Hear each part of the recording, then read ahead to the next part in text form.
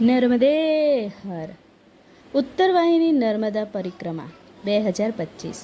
એવું માનવામાં આવે છે કે ઉત્તરવાહિની નર્મદા પરિક્રમા કરવાથી સંપૂર્ણ નર્મદા પરિક્રમા જેટલું જ પુણ્ય મળે છે।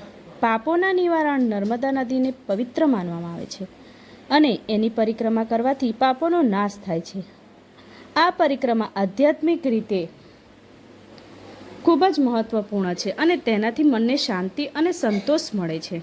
પરિક્રમા દરમિયાન નર્મદા નદી અને તેની આસપાસના કુદરતી સૌંદર્યનો અનુભવ થાય છે, જે મનને આનંદ આપે છે।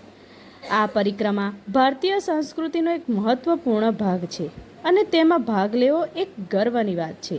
ઉત્તરવાહિની નર્મદા પરિક્રમા એ એક પવિત્ર અને લાભદાયક યાત્રા છે, જે ઘણા લોકો માટે આધ્યાત્મિક અનુભૂતિનો સ્ત્રોત છે।